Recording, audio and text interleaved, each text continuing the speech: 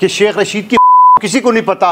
वो कहता है माफी नहीं मांगोगे, जरा आते चढ़ जाना सिंध पुलिस के आगे, तुम्हें पता चल जाएगा। सर जो आप ज़बान इस्तेमाल कर रहे हैं वो दुरुस्त है सर? तरबियत तब होगी जब आप खानदानों की सियासत से बाहर आएंगे, क्योंकि FIA इनके कंट्रोल में है, पुलिस इनके कंट्रोल में है, पंजाब पुलिस से उठवाते हैं और इस्लामाबाद पुलिस के हवाले कर देते हैं लोगों को। हेलो दोस्तों, मैं हूं रिजवान सुल्तान और आप देख रहे हैं मेरा डिजिटल चैनल।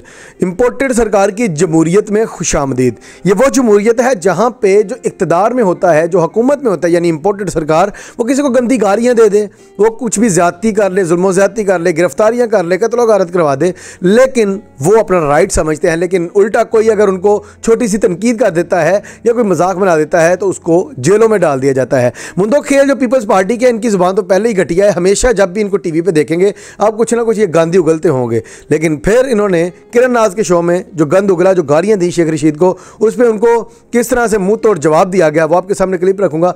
उसके अलावा मंसूर अली खान ने जो तंजिया अंदाज में इंपोर्टेड सरकार को मशवरा दिया वो आपके सामने रखूंगा। और इसके अलावा मुस्लिम लीग ज़िया के सरबरा एजाजुल हक, जो ज़ियाउल हक के बेटे हैं, उन्होंने इमरान खान की किस तरह से हमायत की वो आपके सामने रखूंगा। जमहूरियत अगर देखी जाए तो परवेज़ मुशर्रफ की आमरीत में, उसके माशाल्लाह में, आज के दौर से बेहतर जमहूरियत उस दौर में थी। उस दौर में मीडिया आज़ाद था, उस दौर में डेवलपमेंट्स हुई पाकिस्तान में, उस दौर में पाकिस्तान तरक्की की तरफ गया और उस दौर में पाकिस्तान की मईशत बेहतर हुई। लेकिन आज की ये जमहूरियत, जो इंपोर्टेड सरकार की जमहूरियत है, ये पाकिस्तान की तारीख से सबसे घटिया जमहूरियत है। इससे बेहतर जमहूरियत वो आमरीत की जमहूरियत थी जो परवेज़ मुशर्रफ के दौर में हुई। परवेज़ मुशर्रफ साहब इंतकाल कर चुके हैं, अल्लाह उनकी अगली मंजिलें जो है वो आसान करें। तो खैर दोस्तों, जो मंदो खेल ने शेख रशीद के बारे में घटिया ज़ुबान इस्तेमाल की, जो गालियां बकीं, वो आपके सामने रखता हूं, और फिर किरण नाज ने उसको क्या जवाब दिया वो भी ये जरा देखिए। हथकड़ी मेरे जेवर है, जेल मेरा ससुराल है, मौत मेरी महबूबा है। तो आज महबूबा से क्यों घबरा रहा है आप? कि कौन मार रहा है उसको, और इस आदमी को मार के मिलेगा क्या उसको? एक शख्स जिसकी अपनी ज़बान जो है ना, शायद अगर उसकी औलाद होती तो वो भी नहीं सुन पाते। जिस तरह बिलावल भुट्टो जरदारी साहब के बारे में उसने गलीज़ अल्फाज इस्तेमाल किए हैं, शेख रशीद का तो क्या है, बिलावल बेनज़ीर भुट्टो का बेटा है, बिलावल आसिफ अली जरदारी का बेटा है, बिलावल शहीद जुल्फ़िकार अली भुट्टो का नवासा है। तो उसके बारे में आप जो ज़बान इस्तेमाल कर रहे हैं वो दुरुस्त है सर? नहीं आता है क्या कानून? नहीं, मैं जो शख्स जिस तरह होगा, जो शख्स, मैं तो सिर्फ आपको याद दिला रहा हूँ कि शेख रशीद की किसी को नहीं पता। ये शख्स जो पार्टी का सरबरा है, बेनज़ीर भुट्टो और वैसे आपको अपने लफ्ज वापस लेने चाहिए, ये गलत लफ्ज इस्तेमाल कर रहे हैं। किस बात? नहीं, मैं तो कहता हूँ 2 टके का आदमी है, 2 टके का आदमी है। ये तो वो जो सारी जिंदगी जो है ना, ये गेट नंबर 4 के आगे चौकीदारी जातियात पे ना जाए ना सर, फिर आप में और उनमें क्या फर्क रहा? अगर आप इस बात पर मुकदमा दर्ज करवा रहे हैं कि बिलावल साहब के लिए गलत जबान इस्तेमाल की है, तो फिर आप भी तो गलत जबान इस्तेमाल कर रहे हैं ना सर? उनका गलत आपका सही कैसे हो सकता है फिर? मर्द का बच्चा बहने आए ना। मैं तो नहीं कहता हूँ अतकड़ी जेवर है, मैं तो नहीं कहता हूँ महबूबा है। मैं बात करूँ जो शख्स 16 मरतबा वजीर बना है, किसके कंधों पे चढ़ के बना है, जो शख्स ये कहता था जलाओ गिराओ, आपको ये सारी बातें यार, जो घटिया और गलीज जबान इस्तेमाल करता था बिलावल के बारे में, आज क्यों घबरा रहा है? वो कहता है माफी नहीं मांगोगे, जरा आते चढ़ जाना सिंध पुलिस के आगे, तुम्हें पता चल जाएगा। कादर मंदो खेल की आपने घटिया गुफ्तगू सुनी। ये पीपल्स पार्टी के कादर मंदो खेल, इन्होंने सीधी सीधी शेख रशीद को धमकी दी कि अगर सिंध पुलिस के हत्थे चढ़ गए ना फिर तुम्हें बताएंगे।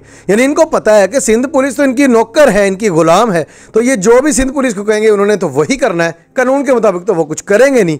तो इन्होंने सीधी सीधी धमकी दी है। फवाद चौधरी अगर धमकी दे इलेक्शन कमीशन को तो उस पर बगावत के मुकदमे होते हैं, लेकिन कादर मंदो खेल चूंकि ये इस वक्त हुकूमत में है तो ये धमकी दे तो कुछ नहीं होता। कादर मंदो खेल कहता है कि बिलावल भुट्टो जो है वो आसिफ जरदारी का बेटा, बेनज़ीर भुट्टो का बेटा, जुल्फ़िकार अली भुट्टो का नवासा।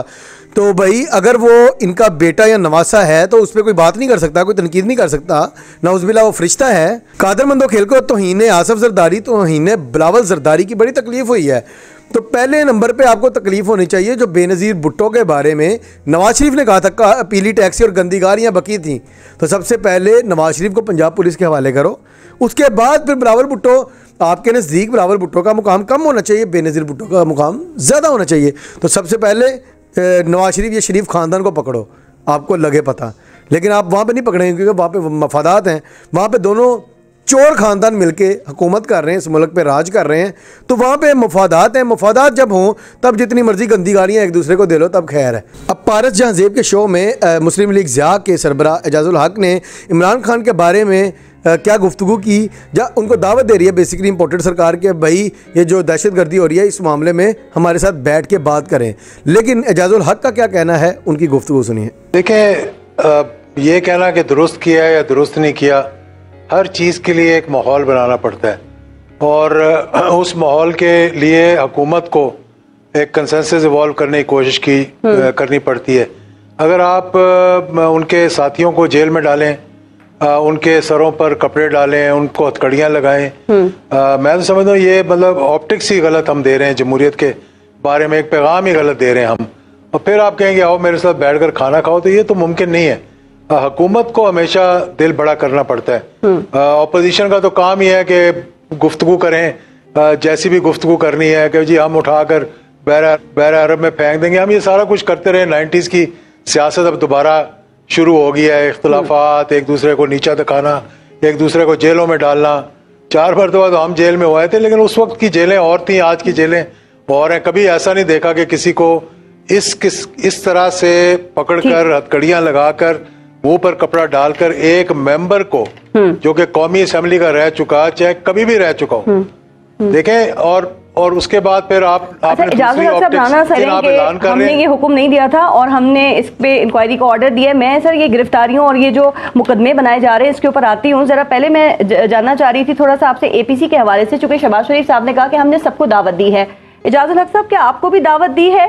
क्योंकि सर आपकी अपनी एक शनाख्त है और आप एक ऐसे वक्त में मुल्क के वजीर दाखिला भी रह चुके हैं जब 9/11 के बाद मुल्क में फौजी ऑपरेशंस जो हैं उनका आगाज हुआ था और रद्द-ए-अमल के तौर पर दहशतगर्दी शुरू हो गई थी, तो आपको दावत दी सर? नहीं, मैं दाखिला तो नहीं था, मैं मजहबी अमूर का था और मजहबी अमूर का ताल्लुक दहशतगर्दी से बहुत ज्यादा था। तो ये तो सिलेक्टेड लोगों को बुलाएंगे अपने, माशाल्लाह सारा पाकिस्तान ही अब PTM के अंदर समा चुका है, तो फिर एक ही जमात बाहर रह जाती है। शेख रशीद साहब जो कि एक जमात है PTI के साथ इत्तेहादी, उनको अंदर बंद किया हुआ है और आपकी ख्वाहिश है कि इमरान खान साहब कहते हैं हाँ जी मैं आकर।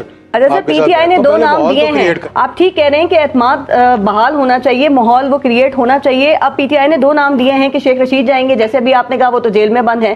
दूसरा आजम स्वाति साहब का नाम दे दिया है, उनके हवाले से जो मसले चल रहे हैं वो भी आपके इल्म में है।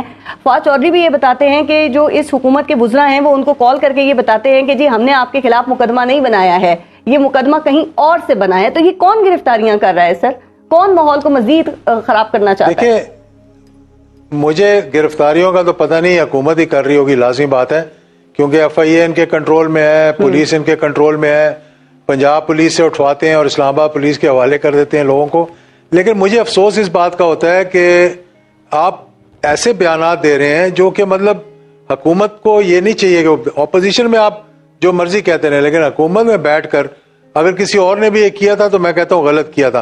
अभी आप कह रहे हैं जी डूब मरने का मुकाम है जी। ये बात है करने की। देखें, पूरी जितनी जमहूरियत है और जितने सियासतदान हैं सब कहीं डूब के ना मर जाएं, जिस डगर पे हम चल पड़े हैं। ठीक, जब मुल्क जो है उसको इतनी मुश्किलात का सामना करना पड़ रहा है, तो आप एक ऐसा माहौल क्रिएट करें जिसमें कि सारे बातचीत कर सके आपस में। एक तरफ इम्पोर्टेड सरकार ने PTI के खिलाफ ऐलान जंग किया हुआ है, इमरान खान को गिरफ्तार करने की कोशिश की जा रही है और PTI के जितने भी रहनुमा हैं उनको पकड़ा जाता है, 1 by 1 गिरफ्तार किया जाता है, टॉर्चर किया जाता है।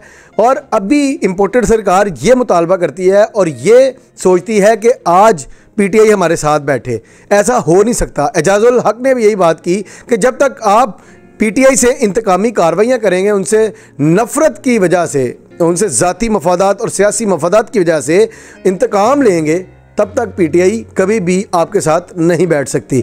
अब मंसूर अली खान ने निहाल हाशमी इम्पोर्टेड सरकार के करिंदे को एक बड़ी ज़बरदस्त नसीहत की, वो सुनिए। भाईजान, तरबियत तब होगी जब आप खानदानों की सियासत से बाहर आएंगे। पहले अपनी पार्टियों के अंदर पॉलिटिकल कल्चर जो है उसको ठीक कीजिए, तरबियत तब खुद ब खुद शुरू हो जाएगी जब हर सियासी खानदानों की 25 साल की स्ट्रगल के बाद नहीं निहाल साहब, मेरी बात कंप्लीट होने देना। सुने अब आपने चूंकि बात की है, अगर आप ये समझें कि जी 20-25 साल की पॉलिटिकल स्ट्रगल के बाद एंड में आपकी पार्टी के अंदर एंड में सरबराह शरीफ नहीं बनना है, या फिर उनके बच्चों ने बनना है, या फिर उनके पोतों ने बनना है, तो किस किस्म की आप उसकी सियासी तरबियत करेंगे? आप नो मैटर व्हाट हैपेंस उसकी सियासी तरबियत जो है सारी राजा नहीं राजा गफूर साहब हमारे चेयरमैन रहे, जावेद हाशमी साहब हमारे सदर रहे ना, हमारे मोहम्मद नवाज शरीफ की फैमिली से भी बाहर। चले कितने जावेद हाशमी? आज जावेद हाशमी बताइए, जावेद हाशमी पार्टी में है, जावेद हाशमी पार्टी में ही है वो इस वक्त उनके पास। राजा गफूर आज भी हमारे पार्टी के चेयरमैन है। देखिए कारकुन जिसको चाहता है ना, कारकुन जिसको चाहेगा, पार्टी जो मुतहरिक करती है, मरियम अगर मुतहरिक कर रही है, उसके साथ कारकुन खड़े हुए, उसके साथ फॉलोइंग है, उन्हीं को बताएंगे। आपके दिल में कोई गिल्ट है तो आप मरियम की तरफ लेके जा रहे हैं, मैंने तो मरियम का नाम नहीं मेरे इस मुल्क की जमहूरियत का क्या कहना, जिस मुल्क में 30-40 साल से जिन पार्टियों ने राज किया, नून लीग और पीपल्स पार्टी, उनमें मरूसियत हर हद तक पाई जाती है और क़यामत तक यह मरूसियत ख़त्म नहीं होगी। यानी नून लीग में शरीफ ख़ानदान हमेशा राज करेगा और पीपल्स पार्टी में जरदारी ख़ानदान अब हमेशा राज करेगा। तो जब वो अपनी पार्टियों में बादशाही और ग़ुलामों वाला राज चाहते हैं तो इस मुल्क में क्या करेंगे? इस मुल्क में भी वो चाहते हैं कि हम बादशाह हैं और ये मुल्क हमारी जागीर है, इस मुल्क की जो अवाम है हमारी नौकर है, हमारी ग़ुलाम है। तो इस जमहूरियत का, इस मुल्क का अल्लाह हाफिज़ है। अपनी राय का इज़हार कमेंट्स में ज़रूर कीजिएगा। अगली वीडियो में मिलते हैं, तब तक के लिए अल्लाह हाफिज़।